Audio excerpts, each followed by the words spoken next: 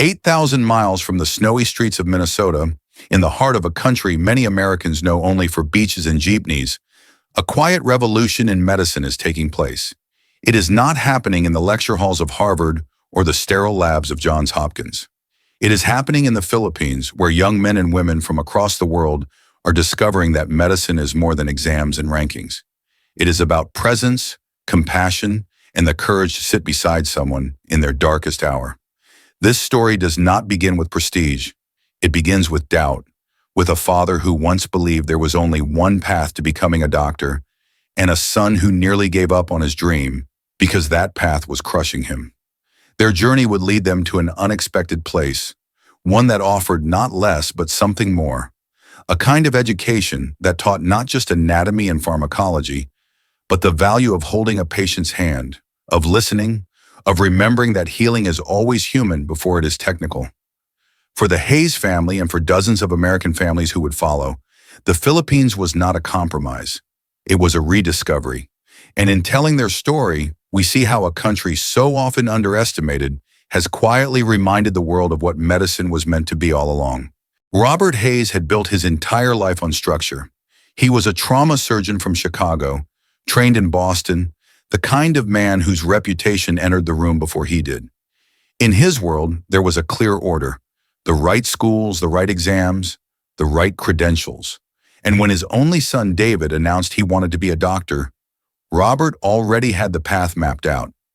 Ivy League pre-med, MCAT prep, internships that looked good on paper, the kind of path that had shaped his own career. But the plan began to unravel almost immediately. David was smart, but he wasn't thriving. Each test chipped away at his confidence. Each rejection left him questioning whether he was cut out for medicine at all. The pressure didn't sharpen him, it broke him. One winter night, after yet another panic attack left David slumped on the kitchen floor, Robert saw something that terrified him more than any trauma case he had ever faced. His son was slipping away, not because he lacked the mind of a doctor, but because the system wasn't built for the heart he carried. That night, Robert did something he had never done in his career. He stopped pretending he had all the answers. He stepped outside into the freezing Chicago snow without a coat, his thoughts louder than the wind. For the first time, he wondered if the system he had worshipped was designed to weed out not the unworthy, but the human. When he came back inside, he opened his laptop and typed words he never imagined would cross his screen: affordable international medical schools with strong clinical experience. The first result that caught his eye was in a place he had never considered seriously: the Philippines, St. Luke's College of Medicine in Quezon City. At first, he scoffed. He had colleagues at Mayo and Johns Hopkins, friends who lectured at Oxford. The Philippines? It sounded absurd, but something pulled him deeper.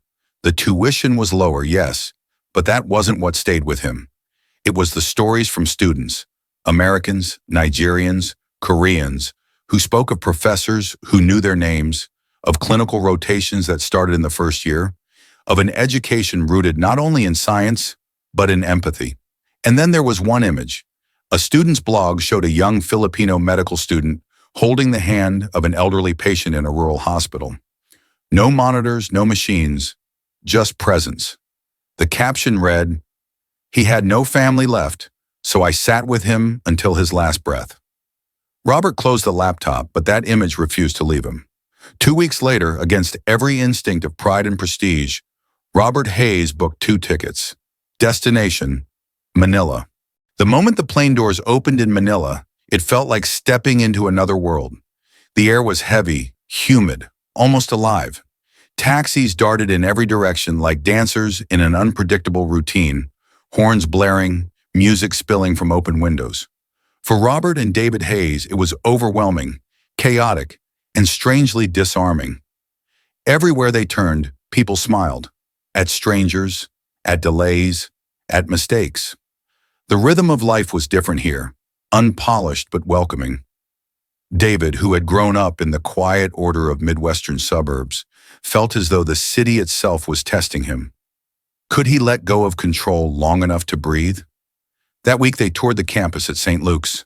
The buildings weren't grand. The hallways weren't lined with plaques of donors or portraits of past deans. But there was something else, something that had been missing back home: warmth. A professor greeted David not with questions about test scores or transcripts, but with a simple one: "Who do you want to help in this world?" David froze. No one had ever asked him that before. Back in the US, the only questions that mattered were about GPA, MCAT prep, or clinical shadowing hours. Here, the measure of a future doctor was not just what he knew, but who he wanted to serve. Robert stood beside his son, quietly watching. For decades, he had built his life on achievement, on discipline, on proof that you belonged. But in that moment, hearing that question, something in his chest loosened. He realized this was why they had come. Not to find an easier path, but to find a different one. That night, in the guest house where they were staying, David whispered what he hadn't dared to believe back home. "Dad, I think I can do this here." For the first time in a long time, Robert didn't correct him, didn't weigh the odds, didn't lecture. He simply nodded and said, "Then let's begin." At first, everything felt foreign. The heat never let go, seeping into David's bones. Jeepneys painted in colors he had never imagined blared music at sunrise. Street vendors called him Kuya before he even understood the word. He missed snow, quiet libraries, and the comfort of home-cooked meals. Yet strangely, he never felt alone. His classmates became his anchor. Maria from Cebu, who carried herself with the calm strength of someone who had grown up in hospitals with too few beds. Aisha from Nigeria, sharp and determined, who studied late into the night with laughter that filled the dorm halls. Kenji from Japan, meticulous and steady, the kind of friend who made even the hardest anatomy labs bearable. And Sarah, another American, who confessed that she too had been told she wasn't competitive enough for medical school back home. Together they built something that transcended borders. In their first anatomy class, the cadavers weren't just specimens, they were called silent teachers. Before any incision, the class bowed their heads in prayer. For David, who had expected a disclaimer or a warning about liability, the silence was startling. It wasn't about religion, it was about reverence. That night, he called his father. "They prayed before we opened the body," he said softly. "Did it feel strange?" Robert asked. "No," David answered after a pause. "It felt right." The lessons didn't stop in the classroom. During a rural rotation in Lady, David was sent to a hospital with one ambulance, no CT scanner, and power that flickered on and off. On his first day, a woman was rushed in, bleeding heavily during labor. The doctors were stretched thin. A senior physician looked at him and said, "Hold pressure here." His hands shook, but he obeyed. Hours later, after an emergency delivery, the baby was alive and the mother was safe. The physician clapped him on the back. "You did good, Doc." It was the first time anyone had called him that. There were smaller moments too, moments that never made it onto transcripts or evaluations. Sitting cross-legged in a hospital corridor with a barefoot boy named Samuel whose mother was being treated for dengue. Sharing fried chicken with his classmates in the middle of the night after a grueling shift. Walking through wards where nurses prayed before changing shifts, where families sang hymns by the bedside because hope was as essential as medicine. Every experience etched something new into him. Back home, medicine had been about achievement. Here, it was about humanity. Slowly, David began to walk with more purpose, listen more than he spoke, and see patients not as cases, but as people. For the first time in his life, he felt not just like a student, but like a healer in the making. Back in the United States, whispers began to spread. At first, it was just Robert Hayes sharing cautiously, over coffee with colleagues, at church potlucks, in the hospital lounge after a long shift. He didn't brag. He simply told the truth, that his son was thriving, not in Boston or New York, but in Manila. Some laughed. "What's next?" one colleague joked. "Med school in Vietnam?" Others warned of risks, different standards, fewer resources, language barriers. But a few leaned closer, listening with curiosity instead of judgment. That curiosity became action. Linda and Tom Carter, physicians from Chicago, sent their daughter Emily overseas after she was told she wasn't competitive enough for U.S. programs. In Manila, professors looked past her grades and saw her determination. She thrived. Even Dr. Chang, a respected cardiologist from Cleveland, who once dismissed the idea outright, found his perspective shifting. Years later, his own daughter would pack her bags for Quezon City, following the same path he once mocked. Quietly, a network formed, emails late at night, phone calls across time zones, parents sharing not rankings or statistics, but stories.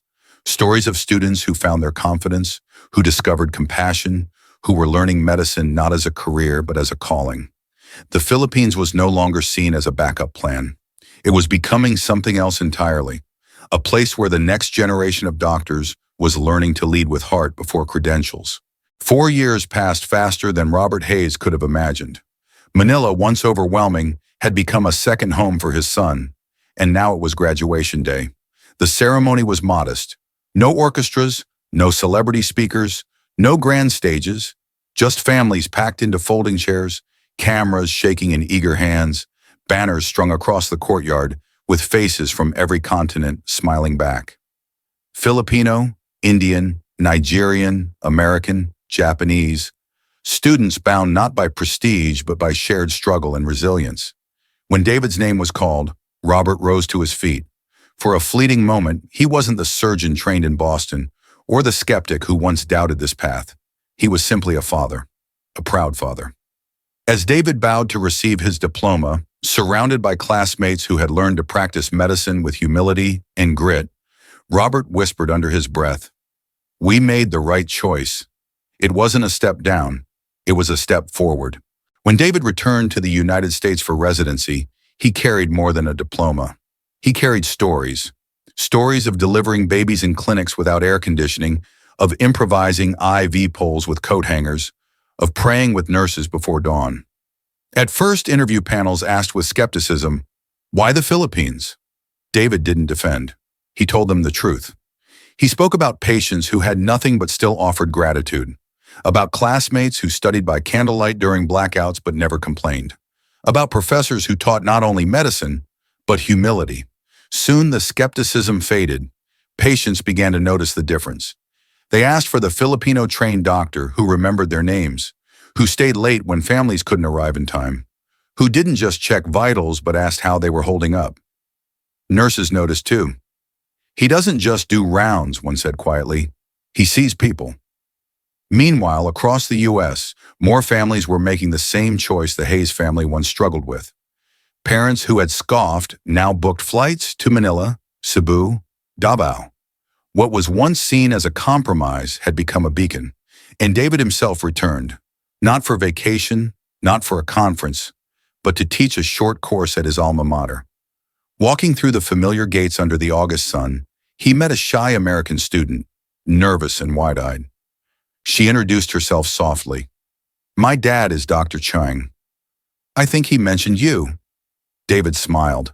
The movement had come full circle. The Philippines had not only given him a medical education, it had given him back his heart. And through him, through Emily, through dozens of others who followed, it was quietly teaching the world that the true measure of a doctor is not where they studied, but how deeply they care. Medicine has always carried prestige, tradition, and a strict order of gates to pass through. For decades, the assumption was simple. The best doctors came from the most famous schools. But the Hayes family's journey revealed another truth. In the Philippines, medicine is not measured by glossy lecture halls or rankings in magazines. It is measured by the weight of a hand held in silence, by the courage to serve where resources run thin, by the resilience to learn when conditions are far from perfect. It is measured in heart. David Hayes is only one story among many. Emily Carter, who found her confidence there. Dr. Chang's daughter, who followed despite her father's doubts. Students from villages in Africa, from cities in Asia, from small towns in America, all drawn into a community where healing is not just science, but a calling. What began as a father's desperate search for his son became a movement, a quiet ripple stretching across oceans.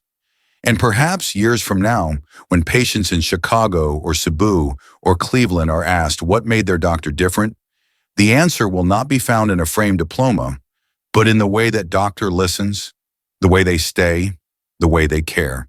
Because sometimes the future of medicine doesn't come from where the world is looking, Sometimes it comes from where no one thought to look.